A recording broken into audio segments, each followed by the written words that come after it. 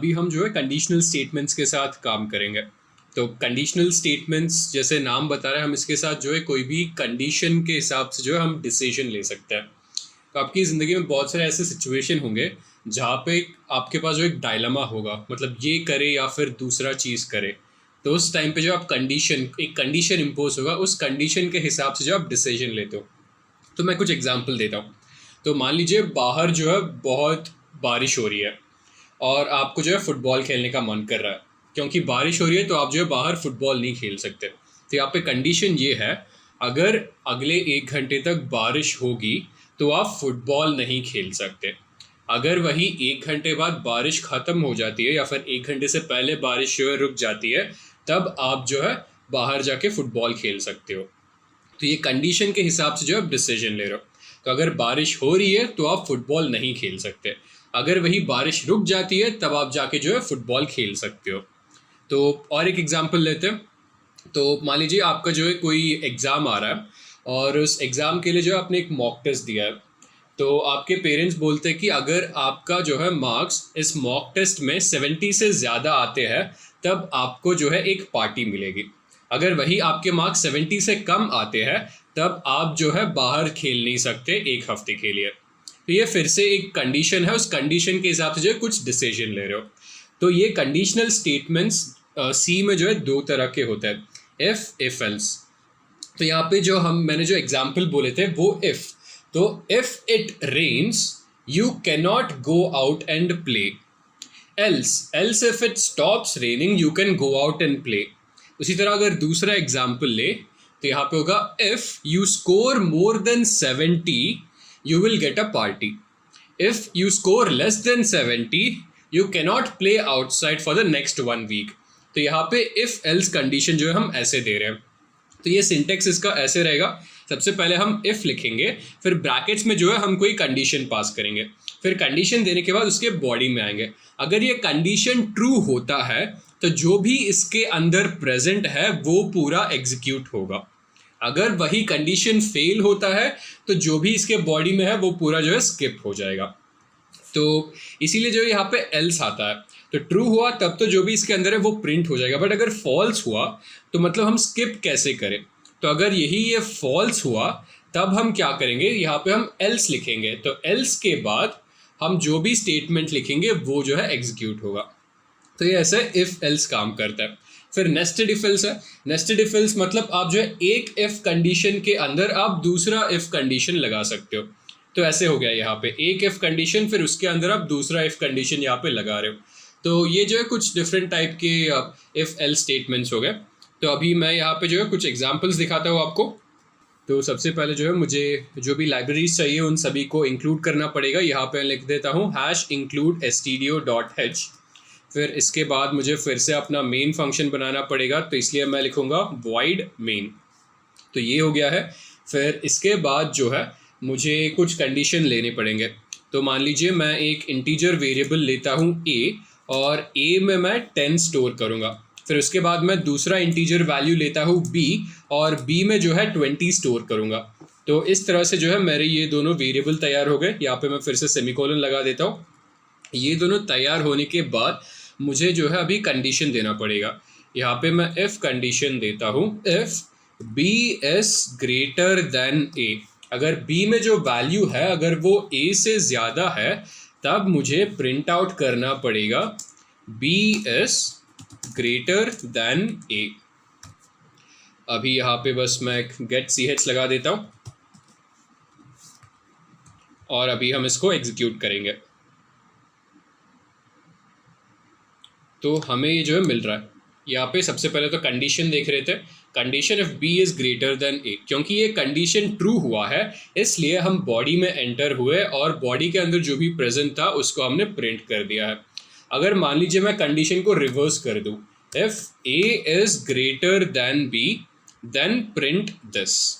तो यहाँ पे ये कंडीशन आप जिस देख रहे हो फॉल्स है, because 10 is not greater than 20। तो इस केस में देखते हैं क्या होता है। यहाँ पे कंपाइल एंड रन क्लिक करूँगा।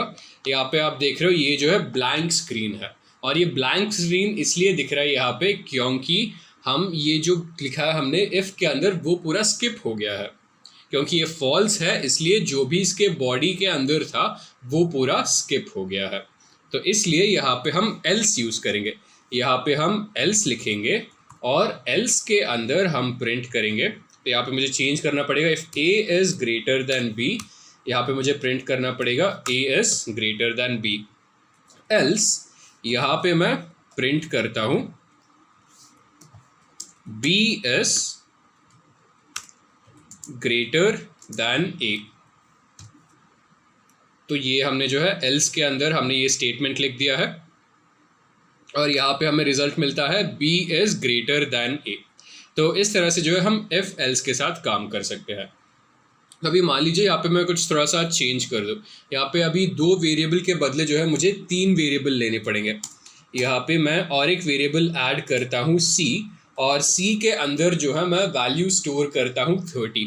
और अगर अभी मुझे जानना हो इन तीनों वेरिएबल्स में से सबसे बड़ा वैल्यू किसका है, तो यह ऐसा जो है इसके लिए मैं कोड लिखता हूँ। यहाँ पे सबसे पहले मैं इसको पूरा हटा देता हूँ और फिर से लिखूँगा ताकि आपको आसानी से जो आपको समझ में आए।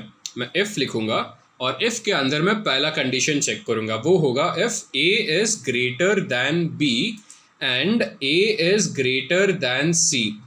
मतलब a का वैल्यू b से बड़ा है और c से भी बड़ा है। इसका मतलब तो ये हुआ कि a जो है सबसे बड़ा है। तो यहाँ पे अगर ये वाला केस है तो यहाँ पे बस मैं प्रिंट कर दूंगा a इज़ दी ग्रेटेस्ट। और अगर वही ये फॉल्स हुआ तो मुझे एल्स इफ यूज़ करना पड़ेगा। फिर एल्स इफ के अंदर यहाँ पे मैं और एक कंडीशन दे देता हूँ, else if b is greater than a and b is greater than c। अभी यहाँ पे मैं चेक कर रहा हूँ क्या b जो है सबसे बड़ा है। अगर ये ट्रू हुआ तब मुझे प्रिंट आउट करना पड़ेगा b is the greatest. And then finally अगर ये दोनों फॉल्स हुए, मतलब a सबसे बड़ा नहीं है और b भी जो है सबसे बड़ा नहीं है, तो बस एक ही रिजल्ट हो सकता है जो कि है c। तो यहाँ पे मैं बस else यूज़ करूँगा और else के अंदर और एक printf यहाँ पे मैं लगा देता हूँ और यहाँ पे मैं लिखूँगा c इज़ द ग्रेटेस्ट। अभी इसको मैं एग्जीक्यूट करता हूँ और अभी देखेंगे रिजल्ट क्या आता है। तो हम जो है यहाँ पे प्रिंट आउट कर रहे हैं c इज़ द ग्रेटेस्ट। तो इस तरह से जो है हम यहाँ पे इफ़ कंडीशन के अंदर जो है हम मल्टीपल कंडीशंस यूज़ कर सकते हैं by using the and operator. तो ये जो है एक तरह का डिसीजन मेकिंग स्टेटमेंट हो गया है। फिर हमारे पास स्विच केस आता है। तो ये स्विच केस जो है मल्टी वे ब्रांचिंग स्टेटमेंट है। तो ये थोड़ा सा मतलब इसका थियरी हम नहीं समझेंगे, डायरेक्टली कोड पे आ जाएंगे ताकि आपको जो है आसानी से इसको समझ सके आप। तो यहाँ पे हम स्विच केस के साथ जो है आप मल्टीपल कंडीशंस एक ही साथ चेक कर सकते हो। तो यहाँ पे एक एग्जांपल है, हमने एक वेरिएबल लिया है e और उस वेरिएबल के अंदर हमने ये वैल्यू स्टोर किया है 20। ये वैल्यू स्टोर करने के बाद जो है हम स्विच यूज़ कर रहे हैं और स्विच के अंदर जो है हम e पास कर रहे हैं। तो अभी e पास करने के बाद तो हम बेसिकली यहाँ पे जो है डिफरेंट केसेस होते हैं, तो इसलिए हम स्विच केस बोलते हैं। तो पहला केस देख रहे हैं, पहले केस में हम देख रहे हैं क्या जो है e के अंदर वैल्यू 10 है।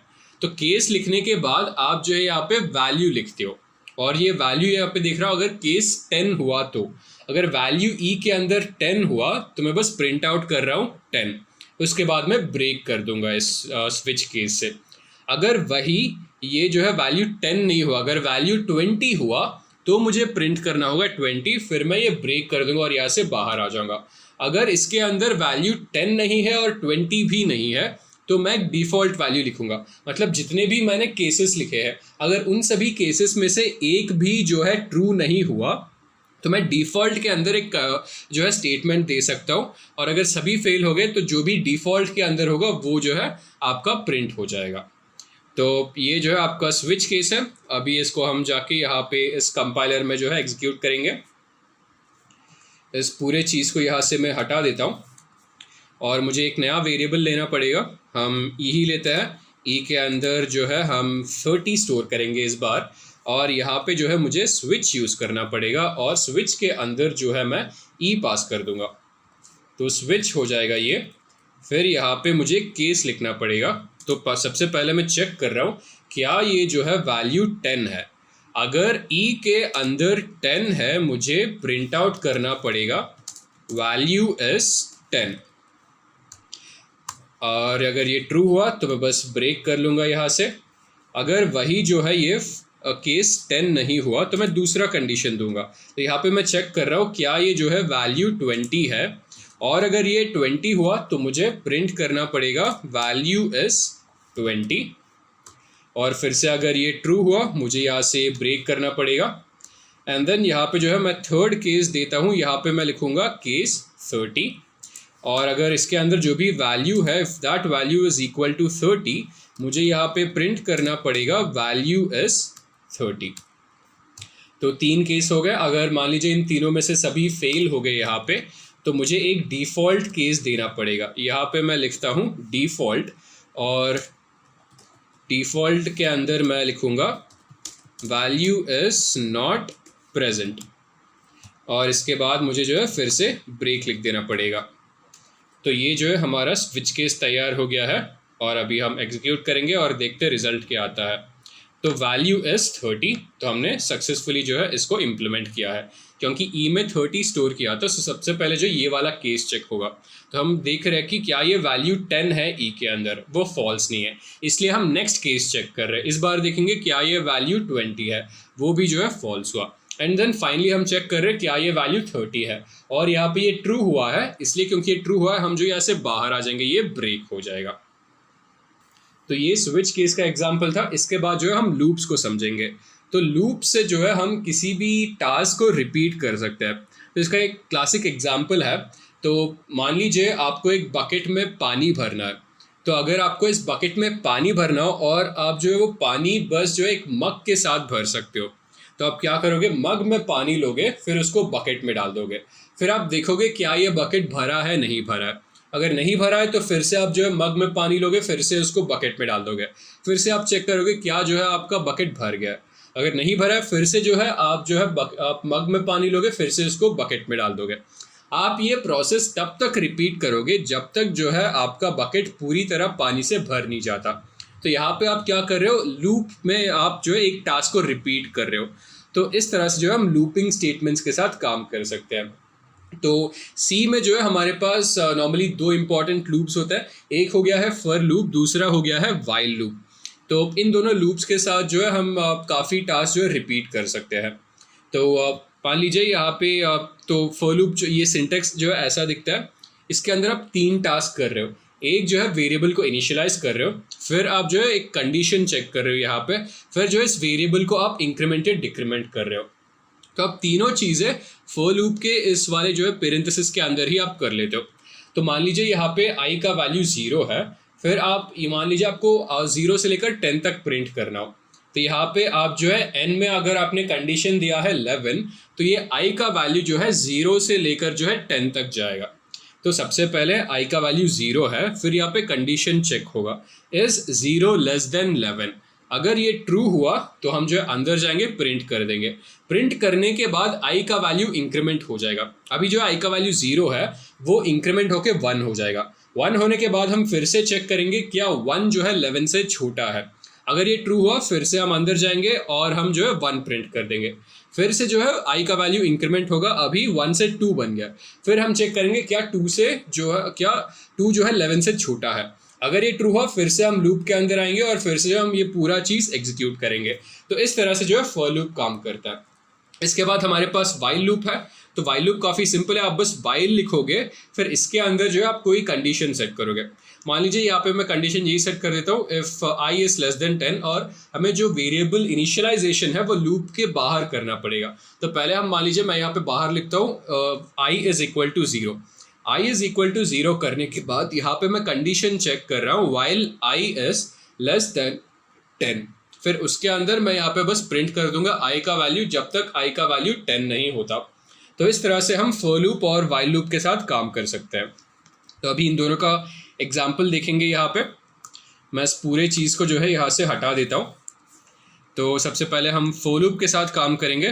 तो फॉर लिखना पड़ेगा और फॉर लूप के अंदर ही हम इनिशियलाइज करेंगे, हम कंडीशन चेकिंग करेंगे और हम इंक्रीमेंट भी करेंगे। तो सबसे पहले जो है इसके अंदर एक वेरिएबल ले लेते हैं i, और इसको जो है हम 0 पे सेट करेंगे। So int I is equal to 0 और यहाँ पे हम चेक कर रहे हैं आई इज लेस देन 11 और फिर यहाँ पे हम आई प्लस प्लस करेंगे। फिर इसके अंदर मुझे बस जो है आई का वैल्यू प्रिंट करना पड़ेगा। यहाँ पे मैं प्रिंट एफ ऑफ आई कर देता हूँ और प्रिंट एफ ऑफ आई के बाद जो है ये एक्चुअली परसेंट डी होगा। तो यहाँ पे जो है मैं 2 ब्रेसेस यहाँ पे देखे और यहाँ पे मैं परसेंट डी लिखता हूँ, परसेंट डी, और वैल्यू प्रिंट करने के बाद मुझे न्यू लाइन देना पड़ेगा क्योंकि मुझे ये सब वैल्यू जो एक नए लाइन में चाहिए। तो प्रिंट एफ आई, तो अभी इसको मैं एग्जीक्यूट करता हूँ और देखते हैं रिजल्ट क्या आता है अभी यहाँ पे। तो यहाँ पे जो है हमें एरर मिल रहा है, initial declarations are only allowed. Okay, तो यहाँ पे हम ऐसा करते हैं यहाँ पे कि इसको यहाँ से हटा देंगे और अभी इनिशियली जो है int I is equal to, इसको मैं मान लीजिए यहाँ पे भी 0 पे ही सेट कर देता हूँ। अभी इसको हम एग्जीक्यूट करेंगे तो जैसे आप देख रहे हो हमने जो है सक्सेसफुली इस फॉर लूप को यहाँ पे इम्प्लीमेंट किया है और वैल्यूज़ यहाँ पे 0 से लेकर 10। तो जैसे आप देख रहे हो इनिशियली आई का वैल्यू जो है 0 है। यहाँ के बाद हम ये चेक कर रहे हैं क्या आई इज लेस देन 11। तो 0 लेस देन 11 वो ट्रू हुआ है, इसलिए जो है हम यहाँ पे अंदर आके आई का वैल्यू प्रिंट करें जो कि 0। फिर उसके बाद आई का वैल्यू इंक्रीमेंट होगा, वो 1 बन जाएगा। फिर हम चेक करेंगे क्या 1 जो है 11 से छोटा है, फिर वो भी ट्रू होगा। तो ट्रू होगा तो हम अंदर आके प्रिंट कर देंगे। फिर से आई का वैल्यू इंक्रीमेंट होगा, वो 2 हो जाएगा। फिर हम चेक करेंगे क्या 2 जो है 11 से छोटा है। तो ऐसा हम रिपीट करते रहेंगे जब तक आई का वैल्यू 11 नहीं हो जाता। जब आई का वैल्यू 11 होगा तब जब हम कंडीशन चेक करेंगे इज 11 लेस देन 11, वो कंडीशन फेल हो जाएगा। फिर उसके बाद जो है हम फॉर लूप से बाहर आ जाएंगे। तो ये जो है एक सिंपल एग्जाम्पल हो गया है फॉर लूप का। इसके बाद हम वाइल लूप के साथ काम करते हैं। तो यहाँ पे वाइल हो गया है और वाइल के अंदर अभी मैं कंडीशन देख रहा हूँ, while I is less than 5। मुझे बस आई का वैल्यू प्रिंट आउट करना पड़ेगा। यहाँ पे प्रिंट एफ, यहाँ पे परसेंट डी, फिर यहाँ पे न्यू लाइन ले लेता हूँ और यहाँ पे जो है मुझे बस आई का वैल्यू प्रिंट आउट करना पड़ेगा। फिर इसके बाद मैं आई का वैल्यू इंक्रीमेंट भी करता हूँ, i is equal to i plus 1। अभी हम एग्जीक्यूट करेंगे तो returned ID returned 1 exit status. तो इस एरर को समझते हैं। तो ये जो हमने कोड लिख दिया, अभी इसको हम एग्जीक्यूट करके देखेंगे तो हमें जो है 0 1 2 3 4 मिला है यहाँ पे। तो इनिशियली जो है आई का वैल्यू 0 है, फिर यहाँ पे हम कंडीशन चेक करें if I is less than 5, ये ट्रू है। फिर हम इसके बॉडी के अंदर आएंगे और आई का वैल्यू प्रिंट कर देंगे जो कि 0 है। फिर हम आई को इंक्रीमेंट कर रहे हैं यहाँ पे, तो 0 से जो है आई 1 बन गया है। फिर इसके बाद हम कंडीशन चेक करेंगे इज 1 लेस देन 5, फिर से ये ट्रू हुआ, फिर से हम प्रिंट कर देंगे। तो इस तरह से आई का वैल्यू इंक्रीमेंट होते होते जो है आई फाइनली 5 बन जाएगा। और जब आई का वैल्यू 5 हो जाएगा तब हम चेक कर रहे हैं 5 इज लेस देन 5, और क्योंकि ये फॉल्स है हम जो है लूप से बाहर आ जाएंगे।